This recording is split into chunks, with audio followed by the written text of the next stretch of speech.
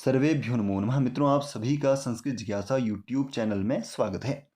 हम बात कर रहे हैं महाकवि भारवी के द्वारा विरचित किरातार्जुनीयम का परिशीलन सभी परीक्षाओं की दृष्टि से, जिसके प्रथम सर्ग को ही विभिन्न परीक्षाओं में पूछा जाता है। तो 4 भागों में अभी तक हमने 15 पद्यों को अध्ययन कर लिया है। पंचम भाग में आज हम 16 से लेकर 20 पद्य का परिशीलन इस भाग में करेंगे। तो चलिए इस वीडियो को शुरू करते हैं। विद्यारंभं करिष्यामि सिद्धिर्भवतु मे सदा। तो आज के पाठ को प्रस्तुत करने से पहले पूर्व ज्ञान को जानना आवश्यक है। पहले जो भाग में हमने अध्ययन किया है उन श्लोकों को हम एक नज़र से देख लेंगे। तो वह जो वनेचर है वह युधिष्ठिर के पास दुर्योधन विषयक सूचनाओं को एकत्रित करके द्वैत वन में आ पहुंचा है। उसने नीतियों का विस्तार करना प्रारंभ कर दिया है, और जब दुर्योधन की नीति का वह विस्तार युधिष्ठिर के सामने कर रहा है तो उस समय दुर्योधन के धर्म, अर्थ और काम, इन तीनों का वर्णन करते हुए वह कहता है जो वह दुर्योधन है वह धर्म, अर्थ और काम, इन 3 गणों का अच्छे से विभाजन कर चुका है। तीनों के प्रति, धर्म, अर्थ, काम के प्रति उसकी समान दृष्टि है, उनके प्रति भक्ति भी है, उसमें वह लिप्त भी नहीं होता, और उनके प्रति उसकी आराधना भी है। और यह सब होने के बाद उसके जो तीनों गण हैं, धर्म, अर्थ और काम, वह गुणों के अनुराग के कारण आपस में मित्रता को प्राप्त हो चुके हैं, यानी कि बैलेंस हो गए हैं। और ऐसा प्रतीत होता है मानो आपस में वह एक दूसरे को बाधा नहीं पहुंचाते हैं। उसके बाद नीति के 4 जो उपाय हैं, साम, दाम, दंड, भेद, उनका विस्तार वह युधिष्ठिर के सामने, वह वनेचर युधिष्ठिर के सामने रखते हुए कहता है कि जो उस दुर्योधन की साम नीति है वह दान से रहित नहीं होती, और उसका भी जो प्रभूत दान है वह सत्कार के बिना नहीं होता, और उसका जो विशेष गुणों से संपन्न सत्कार है या जो विशेष विभूषित सत्कार है वह भी गुणों के अनुरोध के बिना नहीं होता, यानी कि वह जो गुणी व्यक्ति है उनका ही सत्कार कर रहा है। व्याख्यान में पहले कर चुका हूँ, परंतु प्रसंगवश हमें इनको एक बार देखना आवश्यक होता है। अब उसके दंड नीति का विस्तार यहाँ पे किया जा रहा है। तो उसकी दंड नीति कैसी है? तो कहते हैं कि पहले तो वह जितेंद्रिय हो चुका है, और दूसरी बात है कि वह धन का लोभ न करता हुआ और न ही क्रोध के कारण, अपितु इन सभी कारणों से निवृत्त होकर, यानी कि बिना कारण के, कैसे? यह मानकर कि मेरा यह धर्म है, यही मानकर, और गुरुओं के द्वारा जो उपदिष्ट दंड है उसको वह दे रहा है। अब कैसे दे रहा है? चाहे सामने उसका शत्रु हो, चाहे उसका पुत्र भी हो, परंतु दोनों ने यदि एक ही अपराध को किया है तो शास्त्र ने उस अपराध के लिए जो दंड नियुक्त किया है उसके द्वारा वह उस अधर्म का निवारण करता है। आगे कहते हैं कि वह शंकित होता हुआ भी कैसे अशंकित हो जाता है, या हम यह भी कह सकते हैं कि उसकी भेद नीति का वर्णन यहाँ पर किया गया है, यानी कि वह शंकित रहता है। राजा होने के नाते उसे विभिन्न प्रकार की शंका हो सकती है, जिस पर मैं चर्चा पहले कर चुका हूँ।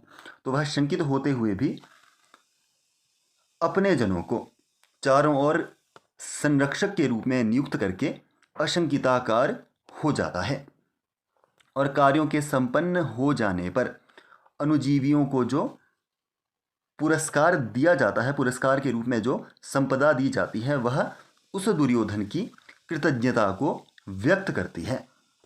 इसके बाद उसकी अर्थ संपत्तियों का, या जो पहले इसके गुणों को कहा गया उसका फल क्या हुआ, उसके बारे में यहाँ पे हमने बात की थी कि तेन, उसके द्वारा, दुर्योधन के द्वारा उचित स्थानों का विभाजन करके, या उचित स्थानों पर भली भांति विभाजन करके विनियोग ही जिनका सत्कार हो, ऐसे सत्कारों को प्राप्त करके जो उपाय हैं, कौन से? साम, दाम, दंड, भेद, इन रूप के जो उपाय हैं मानव आपस में संघर्ष करते हुए प्रतीत होते हैं। कैसा संघर्ष? परिभ्रमितायती ही, यानी कि उत्तरोत्तर अर्थ संपत्तियों को निरंतर उत्पन्न करते हुए क्या होते हैं? प्रतीत होते हैं कि मैं ज़्यादा दूंगा या मैं ज़्यादा दूंगा। इस तरह से साम, दाम, दंड, भेद आपस में क्या करते हुए प्रतीत होते हैं? उत्तरोत्तर वृद्धिकारिणी प्रतीत वहाँ पे हो रहे हैं। तो यह व्याख्यान वनेचर ने दुर्योधन के विषय में युधिष्ठिर के सामने रखा है। अब अर्थ संपत्तियों का वर्णन इस श्लोक से किया जा रहा है। अनेक राजन्यरथाश्वसंकुलम तदीयमास्थान निकेतनाजिरम नयत्ययुग्मच्छदगन्धिरार्द्रतां वृषन् रिपोपायन दन्तिनां मदः। तो उस दुर्योधन के धर्म अर्थ काम और साम दाम दंड भेद इन नीतियों का वर्णन वह जो वनेचर है वह युधिष्ठिर के सामने कर चुका है। उसके बाद अर्थ संपत्तियों का वर्णन कि कैसी अर्थ संपत्तियों को वह दुर्योधन प्राप्त कर रहा है उसके बारे में वर्णन किया जा रहा है। या यह कह सकते हैं कि राज्यसभा में उस दुर्योधन का कैसा वर्चस्व है, इस बात को वह वनेचर युधिष्ठिर के सामने प्रस्तुत कर रहा है। तो क्या कह रहा है? अयुग्मच्छदगन्धिः। तो नयति अलग पद है, अयुग्मच्छदगन्धि यहाँ पे अलग पद है। तो इस पद को समझना अति आवश्यक है। तो यहाँ पे कहा है, पहले अ को छोड़ देंगे, युग्म युग्म कहा जाता है जोड़े को, और छद कहा जाता है पत्ते को। तो जिस पेड़ के पत्तों का जोड़ा बनता हो उसे कहा जाएगा युग्मछंद, युग्मच्छद। यानी कि जिस पेड़ के पत्तों का जोड़ा बने वह क्या है? युग्मछंद, युग्मच्छद। और जिस पेड़ के पत्तों का जोड़ा ना बने वह बन जाएगा अयुग्मच्छद। तो एक वृक्ष विशेष है जिसका नाम सतौना, सतौना कहा जाता है, या उसको सप्तपर्ण भी कहा जाता है। इसके अतिरिक्त उसको विषमच्छद भी कहा जाता है। यानी कि विषम संख्या 1, 3, 5, 7 इस प्रकार होती है। तो विषमच्छद, विषम पत्तों वाला। तो एक पेड़ है सप्तपर्ण, या उसको सतौना कहा जाए, विषमच्छद उसे कहा जाए। तो उसके यदि हम प्रत्येक शाखा को देखेंगे तो उसमें 7 ही पत्ते हुआ करते हैं, जिस कारण से यह कहा जा सकता है कि उसे सप्तपर्ण कहा जाता है।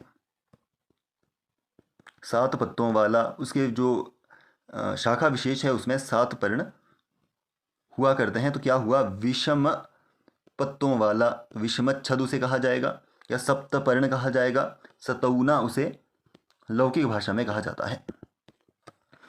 तो अयुग्मच्छद गंधि, तो सप्तपर्ण की गंध के समान गंध वाला। सप्तपर्ण नाम के वृक्ष में जो गंध होती है उसी गंध वाला। इस तरह से अर्थ इस पद का होगा। आगे कहा जा रहा है नृपोपायन दंतिनाम मदः, यानी कि राजाओं के द्वारा उपहार में दिए गए हाथियों का, गजों का, मदः यानी कि मदजल। मदजल से अभिप्राय है हाथियों के मस्तक से एक रस विशेष होता है जो चूता रहता है, गिरता रहता है, तो उसे कहा जाता है मदजल। तो क्या कहा गया? सतौना वृक्ष की गंध के समान गंध वाला और राजाओं के द्वारा उपहार स्वरूप दिए गए गजों का जो मदजल है।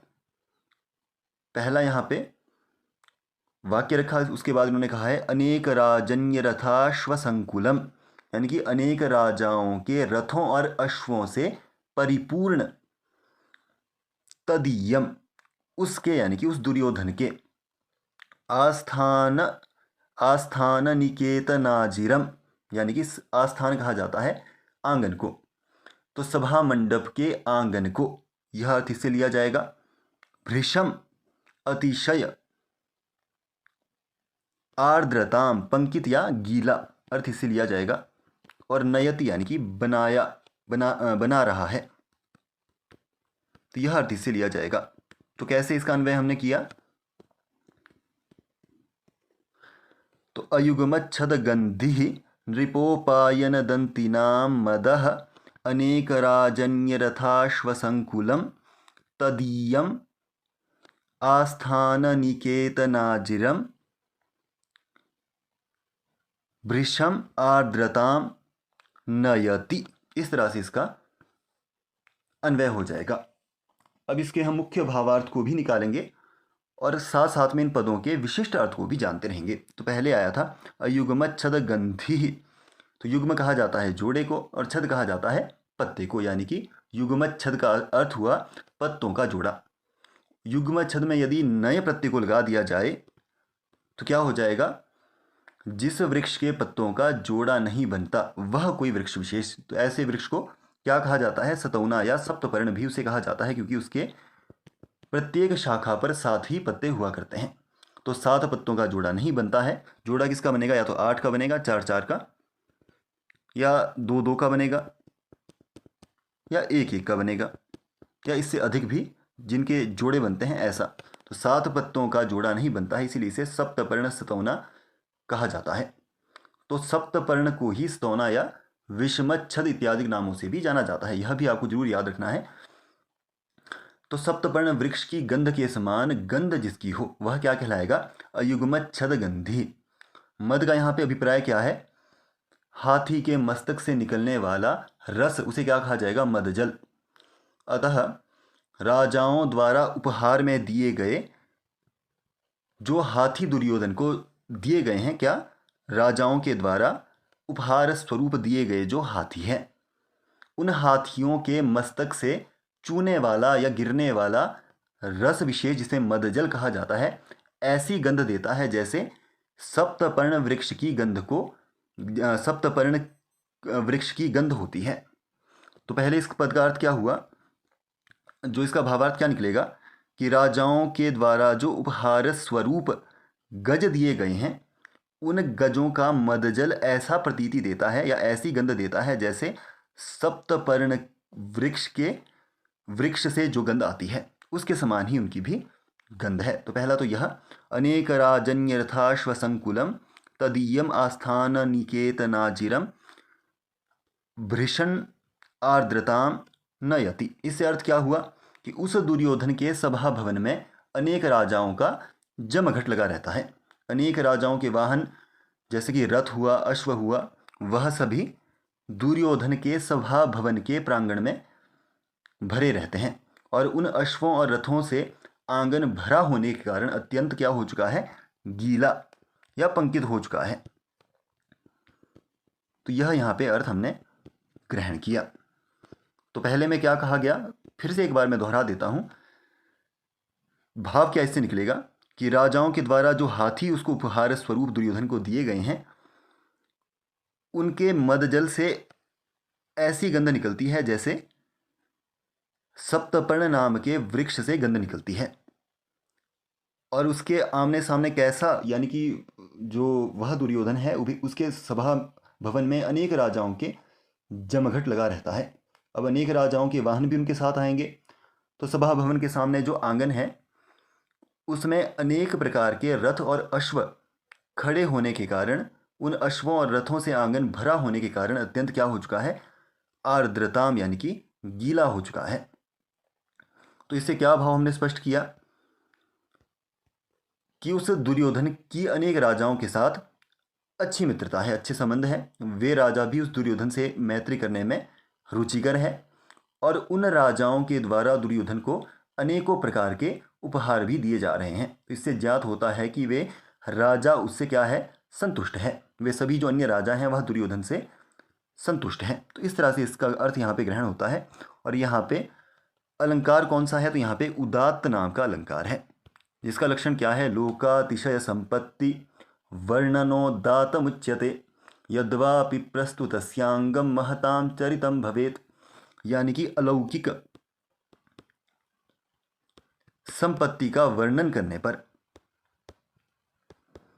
उदात्त नाम का अलंकार होता है। और यदि महापुरुषों के चरित्र या उनका जो व्यक्तित्व है वह वर्णनीय वस्तु का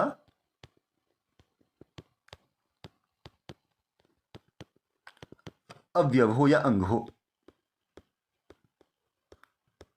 यानी कि जो वर्णन वहां पे किया गया है उस वर्णनीय विषय वस्तु का संबंध यदि महापुरुषों के चरित्र से हो, वह संबंध हो, अवयव हो उसका, तब भी उदात्त अलंकार हुआ करता है। तो यहाँ पे अलौकिक संपत्ति का वर्णन दुर्योधन के किया गया है, इसीलिए यहाँ पे कौन सा अलंकार हुआ, उदात्त नाम का अलंकार हुआ। तो यहाँ पे अर्थ संपत्ति वर्णन मुख्य तौर पे किया गया है। अब इसमें कौन कौन से समास प्रयोग हुए हैं, तो पहला है अनेक राजन्य रथाश्व संकुलम, तो न एकः इति अनेकः। तो यहाँ पे नए तत्पुरुष समास को हमने देखा। उसके बाद अनेके राजन्याः इति अनेक राजन्याः। तो यहाँ पे अनेक पद पूर्व में है, इस कारण से यह इसका यानी कि राजन्य का विशेषण हुआ, जिस कारण से यहाँ पे कर्मधारय समास दूसरा हुआ। उसके बाद रथाः च अश्वाः च इति रथाश्वम, समाहार द्वंद्व समास हुआ। अब पूरे का समास देखें तो अनेक राजन्य रथाश्वेन संकुलम इति अनेक राजन्य रथाश्व संकुलम। तो इस तरह से यहाँ पे तृतीया तत्पुरुष समास हुआ। तो इस तरह से पहले नए तत्पुरुष समास हुआ, उसके बाद कर्मधारय समास हुआ, उसके बाद समाहार द्वंद्व हुआ, और उसके बाद अनेक राजन्य रथाश्वेन संकुलमिति अनेक राजन्य रथाश्व संकुलम। तो इस तरह से तृतीया तत्पुरुष समास अंतिम में यहाँ पे हुआ है। तदीयम अगला पद है, तो यह विशेषण रूप में प्रयोग होता है मुख्य रूप से। तद शब्द के बाद छ प्रत्यय कर देंगे और छ को ईय कर देंगे, तदीय बन जाएगा। स्वादि कार्य करने के बाद तदीयम रूप सिद्ध होगा। आस्थान निकेतनाजिरम, तो आस्थीयते अत्र इति आस्थानम। यहाँ पे आस्थान की बात करें तो आस्था धातु से आधार के अर्थ में ल्युट प्रत्यय किया गया है। और यदि समास की बात करें तो आस्थानस्य निकेतम इति आस्थान निकेतम। तो यहाँ पे षष्ठी तत्पुरुष समास है। आस्थान निकेतस्य निकेतनस्य अजिरम इति आस्थान निकेतनाजिरम। तो षष्ठी यहाँ पे षष्ठी तत्पुरुष समास कर दिया गया है। उसके बाद नयति की बात करें तो नी प्रापणे धातु है जो भवादि गण की है, द्विकर्मक धातु है, लट लकार प्रथम पुरुष एक वचन में यहाँ पे प्रस्तुत किया गया है। तो अयुग्मच्छद गंधि, तो युग्म इसका विग्रह कैसे होगा? युज्यते इति युग्मः, यानी कि जोड़ा, और न युग्मः इति अयुग्मः। तो यहाँ पे नए तत्पुरुष समास हुआ। अयुग्माः छदाः अस्य इति अयुग्मच्छदाः। तो यहाँ पे बहुव्रीहि समास हुआ दोनों पदों में। और अयुग्मच्छदस्य गंधः इति अयुग्मच्छद गंधः। तो यहाँ पे षष्ठी तत्पुरुष समास हुआ। उसके बाद अयुग्मच्छदस्य गंधः इव गंधः यस्य सः अयुग्मच्छद गंधिः। तो यहाँ पे बहुव्रीहि समास कर दिया गया।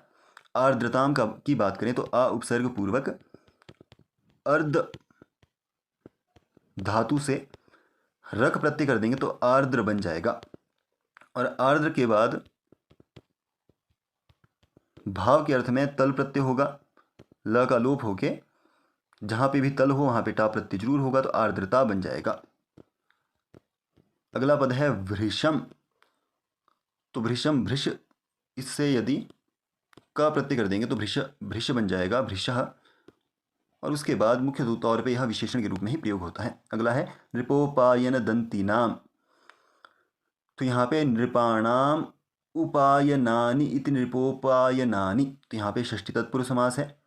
और नृपोपायनानि दंतिनः नृपोपायन दंतिनः। इस तरह से तेषाम नृपोपायन दंतिनाम कर्मधारय समास अंतिम में होगा।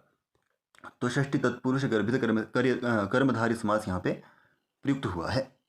यह पहला पद्य था जिसमें हमने दुर्योधन की अर्थ संपत्तियों को जाना। अब हम दूसरे पद्य को देखते हैं आज के। सुखेन लभ्या दधतः कृषिवलैरकृष्टपच्या इव सस्य संपदः वितन्वति क्षेमम देवमातृकाश्चिराय तस्मिन् कुरवश्चकासति।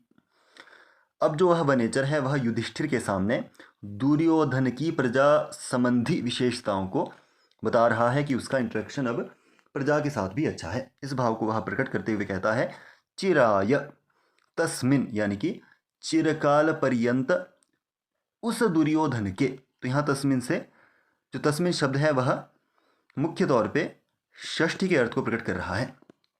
तो चिरकाल पर्यंत उस दुर्योधन के क्षेमम, क्षेमम यानी कि कल्याणकारी साधनों को, वितन्वती सती का यहाँ इसके बाद अध्याहार करना है। वितन्वती सती संपादित होने पर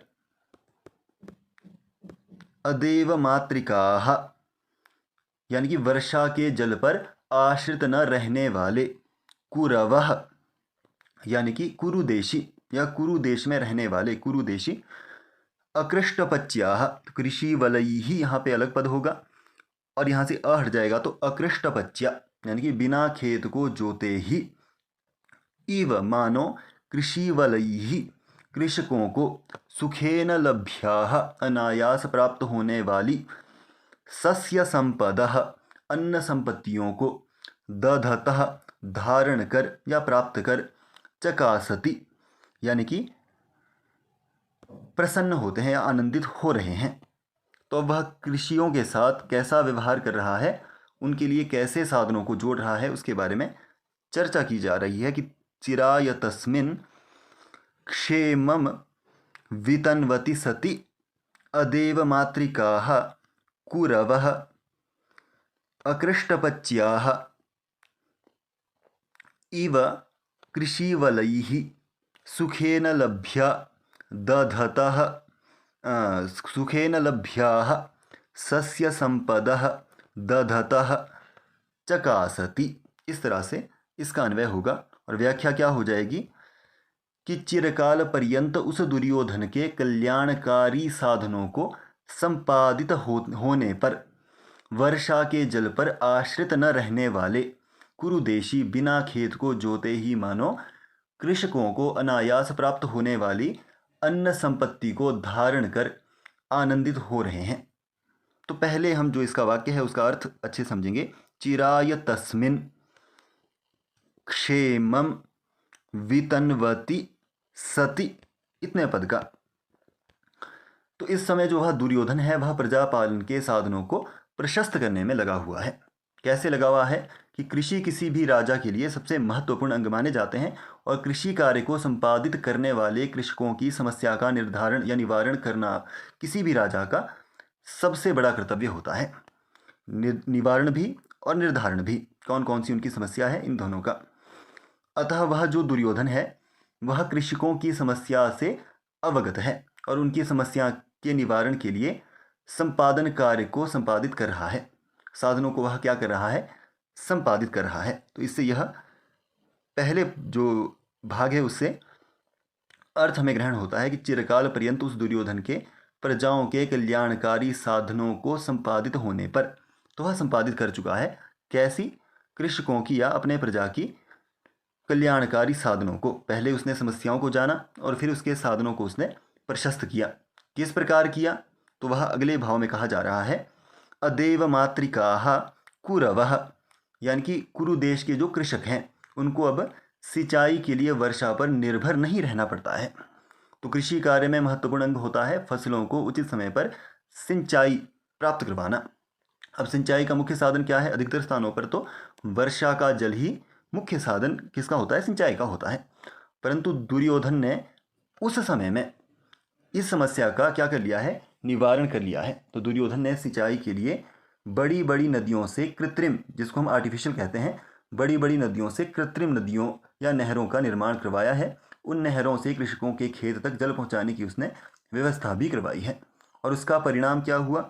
तो अकृष्टपच्या इव कृषिवलैः सुखेन लभ्याः सस्य संपदः दधतः चकासति। तो इसका फल हो जाएगा कि सिंचाई की अच्छी व्यवस्था होने से कृषि कार्य करना बहुत अधिक सरल हो चुका है। वह सरलता ऐसी प्रतीत होती है मानो कृषकों को अब खेत की जुताई किए बिना ही फसलें प्राप्त हो रही है, यानी कि अच्छी फसलों और बीजों को वह प्राप्त कर रहे हैं और उनसे आनंदित हो रहे हैं। तो यह इससे अर्थ ग्रहण होगा। तो उसने पहले जितने भी साधन थे उनको प्रशस्त किया। प्रशस्त करने के बाद उसने उन साधनों को, यानी कि कृषकों को अब वर्षा के जल पर आश्रित नहीं रहना पड़ता है। तो वह क्या उसने किया? कृषकों के लिए उसने जो बड़ी बड़ी नदियां हैं उनसे छोटी छोटी नहरों का निर्माण करवाया, कृत्रिम नदियों को उसने खुदवाया और जिनसे कृषकों के खेत तक जो सिंचाई की व्यवस्था उसने की। और उससे परिणाम क्या हुआ? तो अच्छी सिंचाई होने के कारण उसे जो कृषि है उनको सरलता हो गई किसमें? सिंचाई करने में। और कैसा प्रतीत होता है मानो कृषकों को अब खेत की जुताई ही नहीं करनी पड़ रही है, उसके बिना भी उन्हें फसलें प्राप्त हो रही है। इतनी सरलता से उन्हें फसलें या बीजों की प्राप्ति हो रही है और इनको प्राप्त करके वह क्या कर रहे हैं? प्रसन्नतापूर्वक अपने जीवन चक्र का वह निर्वाह कर रहे हैं। तो अब यहाँ पे अलंकार को हम सबसे पहले देखेंगे। अलंकार कौन सा है? तो इसमें अकृष्टपच्या इव जो यह पद है उत्प्रेक्षा अलंकार का यहाँ मुख्य तौर पे प्रादुर्भाव हुआ है। तो संभावनमथोत्प्रेक्षा प्रकृतस्य समेन यत, तो कैसी यहाँ पे संभावना की गई है, उपमेय की उपमान के रूप में कैसी यहाँ पे संभावना की गई है। तो अकृष्ट पच्च्या इव से अर्थ क्या ग्रहण हुआ कि सिंचाई की ऐसी व्यवस्था है मानो बिना खेत जुताए किए ही फसलें प्राप्त हो रही है। तो यहाँ पे सस्य संपदः रूपी जो उपमेय है, फसलें प्राप्त हो रही है, यह जो उपमेय है उसका अकृष्ट पच्च्या इव यानी कि बिना सिंचाई किए ही, बिना फसलों को जोते ही क्या मिल रही है उसको, जो फसलें मिल रही है।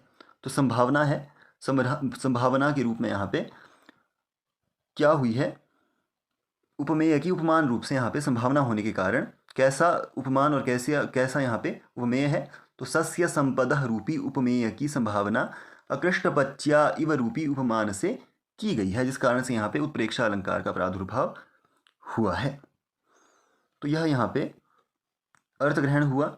तो यहाँ पर यह जानना आवश्यक है कि वह दुर्योधन की जो इंटरेक्शन है वह अपने प्रजा के साथ कैसी है। तो अच्छी है, क्योंकि वह उसकी समस्याओं को भी देख रहा है, समस्याओं के निर्धारण को भी कर रहा है, निर्धारण करने के बाद उनके लिए साधन को प्रशस्त कर रहा है, साधनों को प्रशस्त करने के बाद उनको लागू भी कर चुका है, जिस कारण से उसकी प्रजा उससे प्रसन्न है। इस तरह से यहाँ पे अर्थ ग्रहण अभी तक हमने किया है।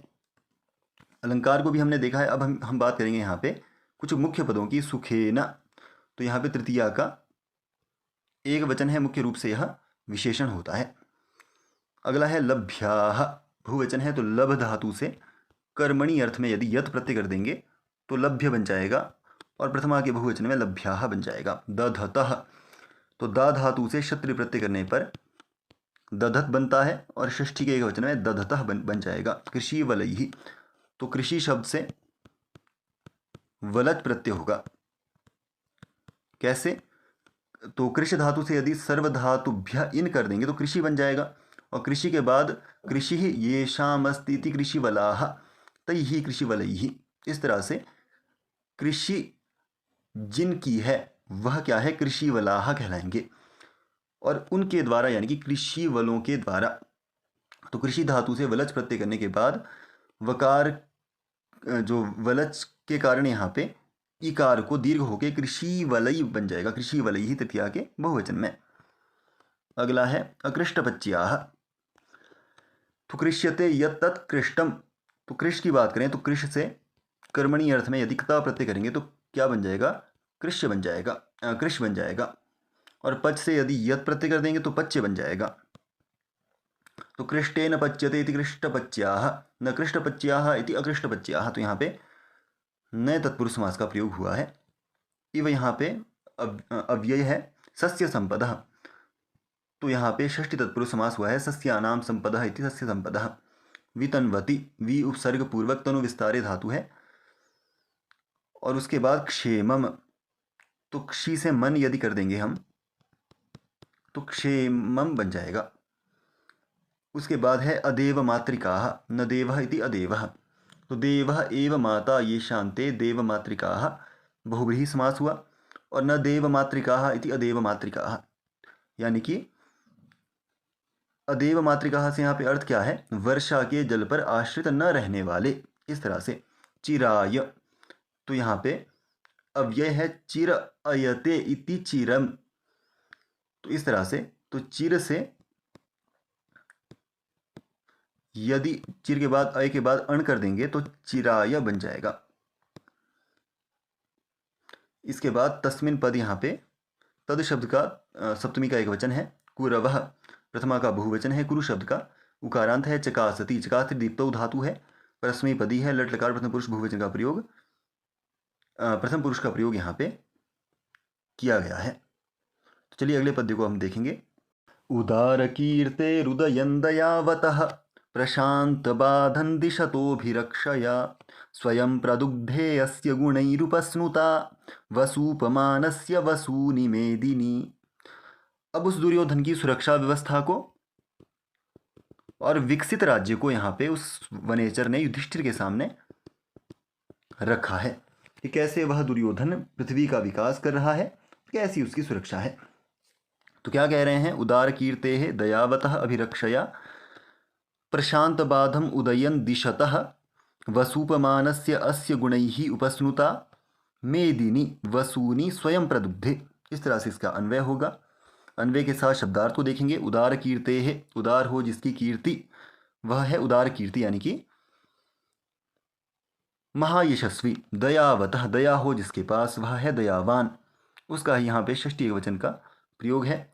तो महायशस्वी दयावान, अभिरक्षया चारों तरफ से सुरक्षित होने के कारण, प्रशांत बाधम बाधाओं का प्रशमन करने के कारण, चारों तरफ से सुरक्षित होने के कारण, बाधाओं से निवृत्त रूप से, उदय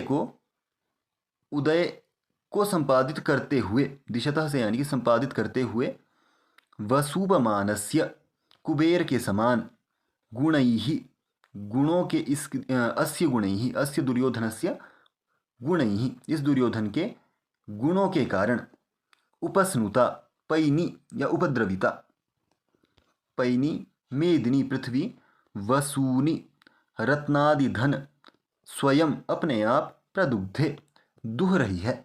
यह यहाँ पे शब्दार्थ है। अब इसको हम थोड़ा और विस्तार करेंगे, फिर अंतिम में भाव को निकालेंगे। वह दुर्योधन पहले जो वर्णन किया गया उसके कारण महायश को प्राप्त कर चुका है। जैसे उसका कृषियों के साथ अच्छा संबंध है, प्रजा के साथ अच्छा संबंध है, राजाओं के साथ अच्छे संबंध है, इसलिए उसकी कीर्ति देखी जा सकती है। अपने प्रजा की वह समस्याओं को सुन रहा है, उनका निवारण कर रहा है, तो वह क्या हो चुका है, दया को प्राप्त हो चुका है, दयावान है। दयावान होने के कारण, प्रजा के साथ उसके अच्छे संबंध होने के कारण चारों तरफ से वह सुरक्षित महसूस कर रहा है, और जितनी भी अन्य बाधाएं शेष रहती हैं उनका भी उसने प्रशमन कर लिया है। बाधाओं के प्रशमन होने से अभ्युदय को प्राप्त होते हुए, या अभ्युदय को या उत्थान को संपादित करते हुए, और जैसे कुबेर का धन अगाध है, वैसे ही इस दुर्योधन के गुणों के कारण जो पैनी या विकसित पृथ्वी है, वह रत्नादि धनों को खुद ही दुहकर उसे दे रही है। यह अर्थ यहाँ पे निकलेगा। तो अब फिर से इसके भावार्थ को जानेंगे। पूर्व में जो वर्णन किया गया उसके कारण यशस्वी है, प्रजा की समस्याओं को सुनने के कारण दयावान है, चारों तरफ से सुरक्षित होने के कारण सभी बाधाओं का उसने प्रशमन कर लिया है। सभी बाधाओं का प्रशमन करने के कारण वह क्या कर रहा है, अभ्युदय को संपादित करता हुआ अपने गुण, कैसे उसके गुण हैं, जैसे कुबेर का धन अगाध है, अत्यधिक है, वैसे ही कुबेर के गुणों के समान, इसके गुणों के कारण जो पैनी पृथ्वी है यानी कि विकसित पृथ्वी है, वह पृथ्वी क्या हो चुकी है, उसके गुणों के कारण विकसित हो चुकी है। और जो उसके गुणों के कारण विकसित पृथ्वी है, वह रत्नादि धनों को बिना अधिक परिश्रम किए ही उसको स्वयं दुह कर दे रही है। यह अर्थ यहाँ पे निकल जाएगा। अंतिम यदि हम पंक्ति को समझ लें तो बाकी सभी यहाँ पे सामान्य अर्थ को ही प्रकट कर रहे हैं। तो यहाँ तक हमने समझ लिया था कुबेर के समान उसके गुण कैसे हैं, अत्यधिक है, और उन्हीं गुणों के कारण वह पृथ्वी क्या हो चुकी है, विकसित हो चुकी है, और विकसित होने के कारण वह रत्नादि धनों को खुद ही दुह कर दे रही है, प्रदुग्धे। तो दुह के दे रही है, तो दुह किसे दुहा जाता है, गाय को दुहा जाता है। तो यहाँ पे विकसित पृथ्वी को या पैनी या उपद्रविता पृथ्वी को गाय के रूप में, और वसूनी धन संपदाओं को, रत्नादि धनों को दूध के रूप में, उसी गाय के दूध के रूप में प्रस्तुत किया गया है। तो गाय से यदि दूध को निकालना हो तो गोपालक क्या करता है, तो वह गोपालक उस गाय के बछड़े का सहारा लेता है। तो गाय के पास जब वह बछड़ा आएगा तो गाय उसमें स्नेह को प्रभावित करेगी अपने शरीर में, और स्नेह जब प्रवाहित होगा तो अपने बच्चे के लिए दूध वह अपने थनों में उतार देगी। और जब दूध को उतार देगी तो वह गोपालक क्या करेगा, थोड़ा सा बछड़े को पिला देगा, और जो अन्य रहेगा वह खुद अपने परिवार के पालन पोषण में लगा देगा। उसी प्रकार यहाँ पर भी जो दुर्योधन है, उसकी विकसित जो पृथ्वी या राज्य है, उससे उसे बछड़े या अन्य बछड़े रूपी जो अन्य परिश्रम की सहायता लिए बिना ही, जैसे कि गाय से दूध निकालने के लिए बछड़े की आवश्यकता पड़ती है, ऐसे उसको किसी अधिक परिश्रम करने की जरूरत नहीं पड़ती क्योंकि पहले जो उसने कार्य कर दिए हैं उससे ही वह जो पृथ्वी रूपी गाय है वह विकसित हो चुकी है, और विकसित होने के कारण किसी अन्य बछड़े की, अन्य उद्यम की उसको जरूरत न होते हुए खुद ही रत्नादि धनों को वह गाय रूपी पृथ्वी दुह कर दे रही है। ऐसा अर्थ यहाँ पे निकलेगा। तो यहाँ पे बछड़े को लक्षित करना या दुर्योधन को अन्य परिश्रम करने की अब आवश्यकता नहीं पड़ रही है। जितने भी रत्नादि धन है वह विकसित होने के कारण विकसित होते हुए स्वयं ही दुह कर दे देती है, ऐसा अर्थ। तो यानी कि उसके पास जो अर्थ संपदाएं हैं वह बिना किसी अधिक परिश्रम किए उसको प्राप्त हो रही है। मुख्य तौर पे यह अर्थ यहाँ पे लिया जा सकता है। तो अतिरिक्त, जैसे कि बछड़े रूपी अतिरिक्त परिश्रम करने की जरूरत उस दुर्योधन को नहीं पड़ रही है। तो इसी कारण यहाँ पे समासोक्ति अलंकार भी प्रतीत हो रहा है। समासोक्ति क्यों है? गाय के रूप में यहाँ पे, या जो पृथ्वी है उसको गाय के रूप में वर्णन कर दिया है। यह कैसे पता चला? प्रदुग्धे, स्वयं ही दुह कर दे रही है। और यहाँ पे वसूनि धन को, रत्नादि धनों को दूध के रूप में प्रस्तुत किया है। तो समासोक्ति अलंकार हुआ है, क्योंकि समास का अर्थ होता है संक्षिप्त कर देना। तो थोड़ा सा कहने पर हमें ज्ञात हो गया कि यहाँ पे बछड़ा भी आएगा, और जो धन है वह दूध के रूप में यहाँ रखा गया है, और पृथ्वी को गाय के रूप में रखा गया है। क्या इसका समासोक्ति अलंकार का लक्षण क्या है? यत्रोक्ताद्गम्यते न्यूअर्थस्तत्समान विशेषणः सा समासोक्तिरुदिता संक्षेपार्थतया बुधैः। यानी कि जहाँ समान विशेषणों, समान कार्यों और समान लिंगों के द्वारा प्रस्तुत या अप्रस्तुत अर्थ से क्रमशः अप्रस्तुत या प्रस्तुत अर्थ की प्रतीति होती है, उसे संक्षिप्त उक्ति कहते हैं। और संक्षिप्त होने के कारण ही इसे समासोक्ति पद से व्यवहार किया जाता है। तो समास क्या करते हैं? रामश्च लक्ष्मणश्च भरतश्च राम लक्ष्मण भरताः, 3 पदों का एक पद बना दिया। वैसे ही कितना संक्षिप्त कर दिया? मेदिनी वसूनि स्वयं प्रदुग्धे, इतना कहने पर ही यहाँ पे जो परिश्रम रूपी बछड़े को भी हमने रखा, और गाय रूपी हमने पृथ्वी को भी रखा, और धन रूपी हमने दूध को भी रखा। तो इतना कम कहने पर इतना विस्तृत अर्थ कर देना, संक्षिप्त कर देना, वह यहाँ पे प्रतीत होता है। इसलिए यहाँ पे कौन सा अलंकार हमने देखा? यहाँ पे हमने समासोक्ति अलंकार को जाना। तो चलिए अगले पद्य को हम देखेंगे। महौजसो मान धना धनार्चिता धनुर्भृतः संयति लब्ध कीर्तयः न संहतास्तस्य न भिन्न वृत्तयः प्रियाणि वाञ्छत्यसुभिः समीहितुम्। तो अब उस दुर्योधन के पक्ष में युद्ध करने वाले जो योद्धागण हैं उनके उत्कर्ष को दिखाता हुआ वह वनेचर युधिष्ठिर के प्रति कह रहा है कि वह धनुर्भृत यानी कि धनुर्धारी योद्धा कैसे हैं? महौजसः, महान है जिनका ओज, यानी कि महापराक्रमी, महाओजस्वी। तो महापराक्रमी मान धनाः, यानी कि मान स्वाभिमान ही जिनका धन हो, ऐसे जो व्यक्ति है स्वाभिमानी। धनार्चिताः, यानी धन से अर्चित, यानी कि धन से संतुष्ट। संयति, युद्ध में। लब्ध कीर्तय, कीर्ति को या प्रख्याति को प्राप्त किए हुए। न संहताः, स्वार्थहीन। न भिन्न वृत्तयः, विरुद्ध आचरण न करने वाले। धनुर्भृतः, धनुर्धारी योद्धा। असुभिः वांछन्ति, असुभिः 2 पद हैं यहाँ पे। तो असुभिः से अर्थ है यहाँ पे प्राणों के द्वारा भी, अपने प्राणों के द्वारा भी। तस्य, उस दुर्योधन का। प्रियाणि, कल्याण को या कल्याण। समीहितुम, करना। वांछन्ति, चाहते हैं। तो पहले पूरे अन्वय को देखेंगे, फिर पूरी व्याख्या को देखेंगे। तो धनुर्भृतः, इस पद के बहुत सारे विशेषण हैं। महूजसः, मान धनाः, धनार्चिताः, संयति लब्ध कीर्तयः, न संहताः, न भिन्न वृत्तयः, धनुर्भृतः, यहाँ तक के। असुभिः, तस्य दुर्योधनस्य प्रियाणि समीहितुम वांछन्ति, इस तरह से इसका अन्वय होगा। तो वह धनुर्भृतः, यानी कि वह जो धनुर्धारी योद्धा हैं वह किस प्रकार के हैं? कह रहे हैं महाओजस्वी है और स्वाभिमानी है, धन से संतुष्ट है, युद्ध में ख्याति को प्राप्त कर चुके हैं,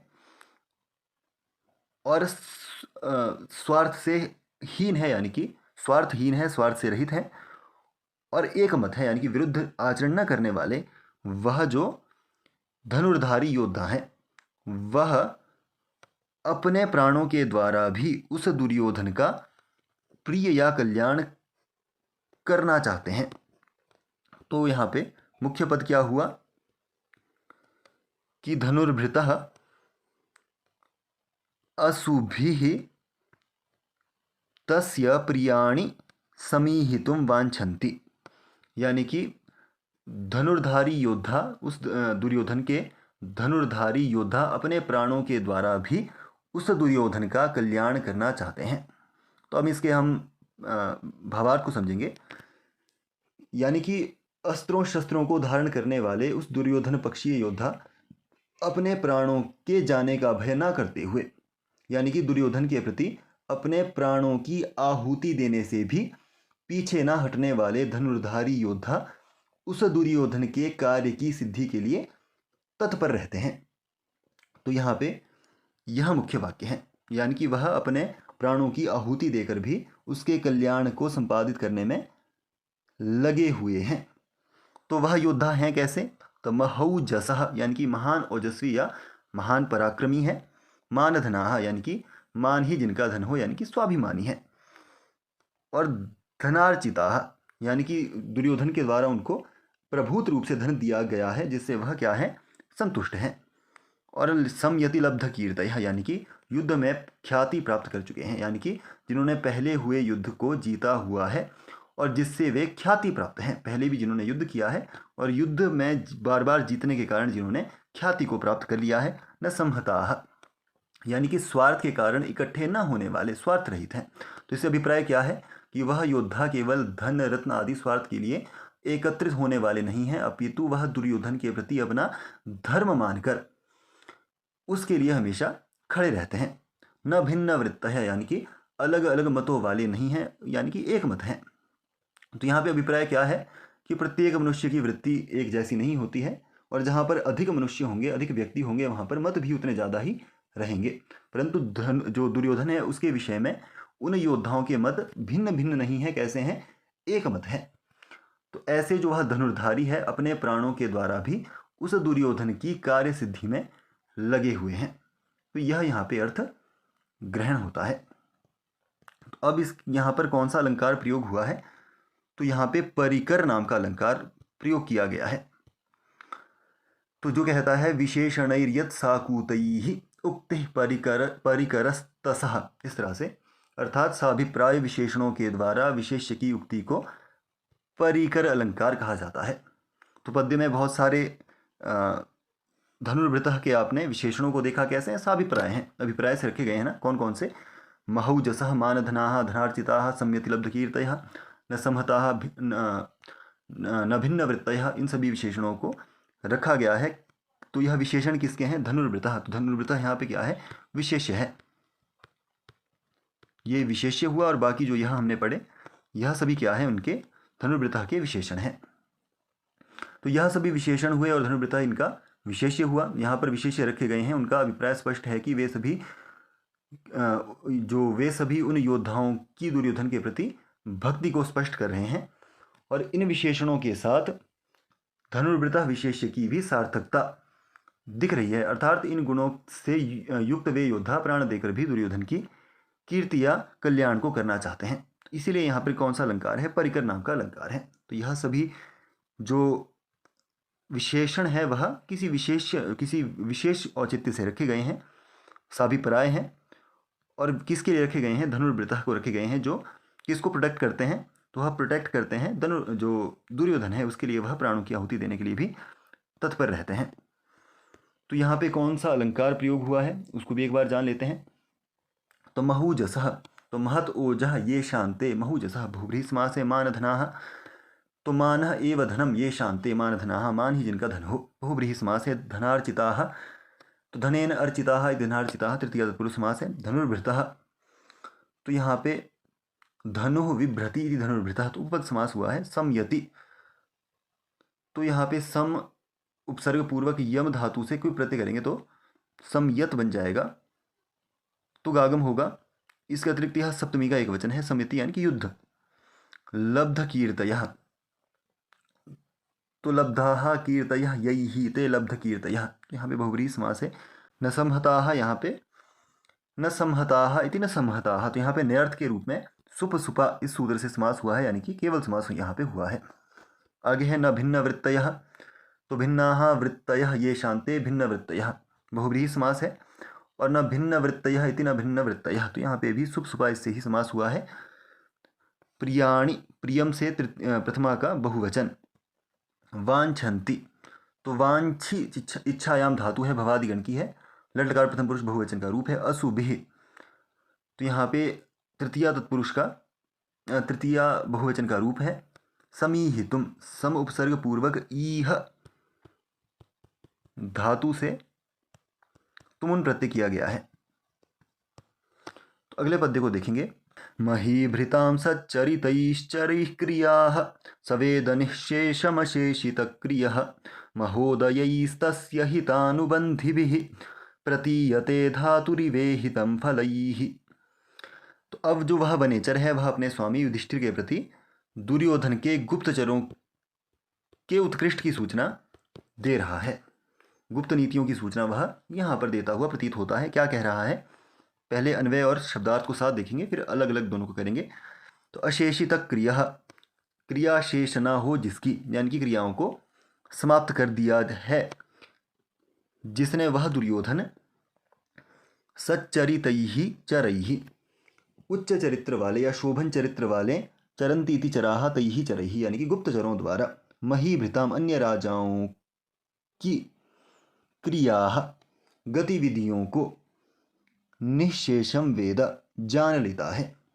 और अपने भेदों को कैसे छुपाता है, धातु इव, विधाता के समान, तस्य उस दुर्योधन के, ईहितम चेष्टाएं, हितानुबंध महोदयैहि उत्कृष्ट हितानुबंधिभिः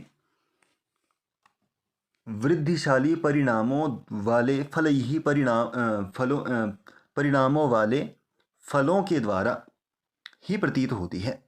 यह इसके शब्दार्थ हैं। तो पहले पूरे अन्वय को देखेंगे। क्या है अन्वय, अशेषित क्रियः सह दुर्योधनः सच्चरितैहि चरैहि महीभृतां क्रियाः निःशेषं वेद धातुः इव तस्य ईहितं महोदयैः हितानुबन्धिभिः फलैः प्रतीयते।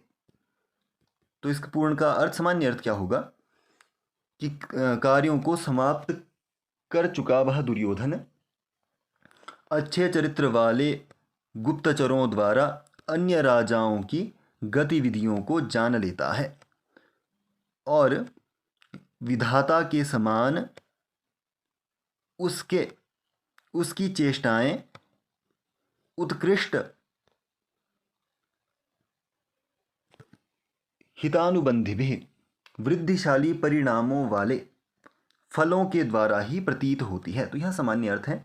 अब हम इसके व्याख्या को और विस्तार पर ले जाएंगे और इसके भाव का स्पष्टीकरण करेंगे। अशेषित क्रिया, न शेष हो क्रिया जिसकी, वह दुर्योधन।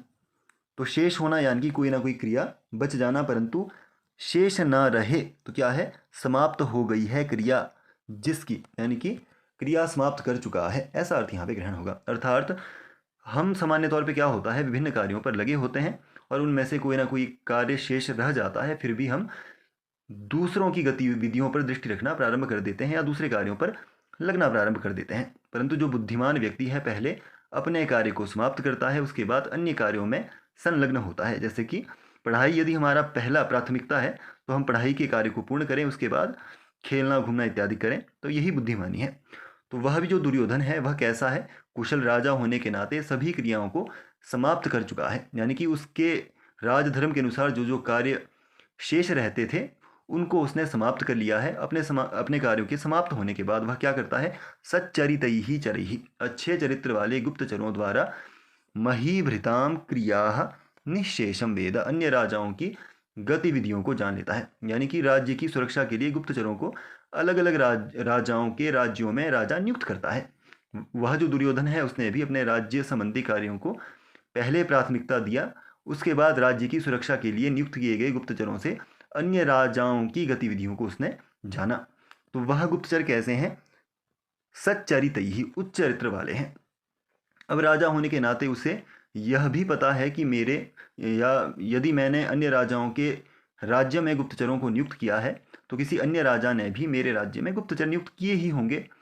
अब अपने भेद को दुर्योधन कैसे अन्य राजाओं के गुप्तचरों से छिपाता है या बचाता है, इसको बताते हुए कहते हैं धातु इव, यानी विधाता के समान, तस्य ईहितम, यानी कि विधाता के समान उसकी चेष्टाएं हैं। तो विधाता की चेष्टाएं कैसी है? महोदयैहि हितानुबंधिभिः फलैहि प्रतीयते, यानी कि उत्कृष्ट वृद्धिशाली परिणामों के फलों द्वारा प्रतीत होती है। तो यह अर्थ है कैसे? जैसी कि ईश्वर की चेष्टा उसके कार्य की सिद्धि होने पर ही ज्ञात होती है। तो कैसे विधाता की चेष्टाएं हुई, कार्य हुए, क्रियाएं हुई, तो विधाता को हम प्रत्यक्ष तौर पर देख नहीं पाते हैं, परंतु फिर भी ईश्वर है, इसका पता हमें कैसे चलता है कि इस संसार की रचना हुई है तो कोई ना कोई, किसी ना किसी ने इसकी जो है संरचना की होगी। तो ईश्वर किस प्रकार संसार को चला रहा है इसका मात्र हम अनुमान कर पाते हैं, इससे अधिक हमें इसका ज्ञान प्राप्त नहीं होता। तो उसकी क्रियाओं को हम कैसे जान पाते हैं? परिणामों के द्वारा। ईश्वर ने संसार को रचा तो यह ईश्वर के द्वारा की गई क्रिया का परिणाम है। तो क्रिया पहले हो चुकी है, उसके परिणाम को ही हम प्रत्यक्ष कर रहे हैं। हम केवल और केवल विधाता की क्रिया के फल से ही ईश्वर ने यह किया ऐसा जान पाते हैं। अर्थात जब ईश्वर की क्रिया समाप्त हो गई, हमने उस क्रिया को जानना तब प्रारंभ किया, यह अर्थ यहाँ पे ग्रहण हो गया। जैसे कि ईश्वर ने संसार की रचना की तो क्रियाएं पहले हो चुकी है, केवल और केवल उसके फलों को ही हम देख के बता पा रहे हैं कि ईश्वर है, कहाँ है, कितना है। वैसे ही तो दुर्योधन की भी जो चेष्टाएं हैं वह कैसी है? ईश्वर के समान, यानी कि उसके कार्य जब खत्म हो जाता है उसके परिणाम से ही अन्यों को पता चलती है। एक सामान्य से उदाहरण और ले लेते हैं, जैसे कि मोदी जी ने 370 को हटाया। 370 को हटाने से पहले नीति को तैयार किया गया, परंतु हम सभी उन नीति से अनभिज्ञ हैं, परंतु जब संसद में वह आई तब हम उसके बारे में जानना प्रारंभ हुए। यानी कि मोदी जी की जो नीति है वह पहले बन चुकी थी और जब वह समाप्ति की ओर आई तब ही हम उसके बारे में ज्ञान प्राप्त कर पाए। तो उसी प्रकार उस दुर्योधन की भी जो चेष्टाएं हैं वह कैसे प्रतीत होती है? उत्कृष्ट वृद्धिशाली परिणामों के फलों के द्वारा ही हमें प्रतीत होती है। तो यह अर्थ यहाँ पे ग्रहण हमें हुआ। तो अब इसमें समास को देख लेंगे हम, समास कौन कौन से हैं इसमें आए हुए। तो महीभृताम, तो महीम विभर्ति पालयति इति महीभृत, तेषां महीभृताम, तो उपपद समास यहाँ पे हुआ है। महीभृत के बाद तुक आगम होने के बाद कोई प्रत्यय कर देंगे तो महीभृत जाके बन जाएगा। और इसका षष्ठी बहुवचन में बनेगा महीभृताम।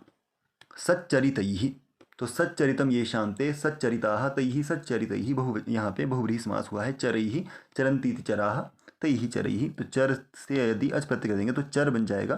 तृतीया के बहुवचन में बनेगा चरैहि। क्रियाः, तो क्रियाः यहाँ पे द्वितीया का बहुवचन है।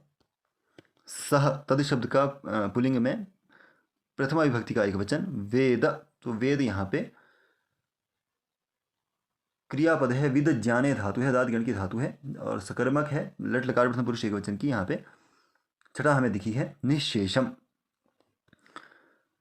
तो शिष्यते यद इति शेषः, और निर्गतः शेषो यस्माद इति तद निर्गतम, तो इस प्रकार से इसका अन्वय यहाँ पे विग्रह होगा। अशेषित क्रिया, तो अशेषिताः क्रियाः येन सह अशेषित क्रिया, तो यहाँ पे बहुव्रीहि समास हुआ है। महोदयैः, तो महान उदयः उन्नतिर यस्मिन् सह महोदयः तैहि महोदयैः, महान हो जिसका अभ्युदय वह क्या है?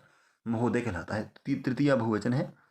तद शब्द का षष्ठी एक वचन में बनता है तस्य, पुल्लिंग में हितानुबंधिभिः, तो यहाँ पे हित शब्द है। धा धातु से क्ता प्रत्यय करेंगे या हित से क्ता प्रत्यय करेंगे तो ही से क्ता प्रत्यय करेंगे तो हितम बनेगा। अनुबंधी कैसे बनेगा? अनु उपसर्ग पूर्वक बंध धातु से घय और निनी प्रत्यय यदि कर देंगे तो अनुबंधी बन जाएगा। प्रतीयते की बात करें तो प्र उपसर्ग पूर्वक इण गतौ धातु है, अदात गण की धातु है और भाव के अर्थ में यहाँ पे लटकार प्रथम पुरुष का प्रयोग इसका हुआ है। धातु इव ईहितम, तो ईहितम को हम जानेंगे। तो ईहितम ईह इस धातु से कता प्रत्यय करके सिद्ध होता है। फलैहि तृतीया बहुवचन का यहाँ पे प्रयोग किया गया है। तो आज के भाग में इतना ही। उम्मीद करता हूँ आपको यह भाग पसंद आया है, और पसंद आया है तो वीडियो को लाइक करें, मित्रों के साथ शेयर करें। मिलते हैं अगले भाग में, तब तक के लिए धन्यवाद।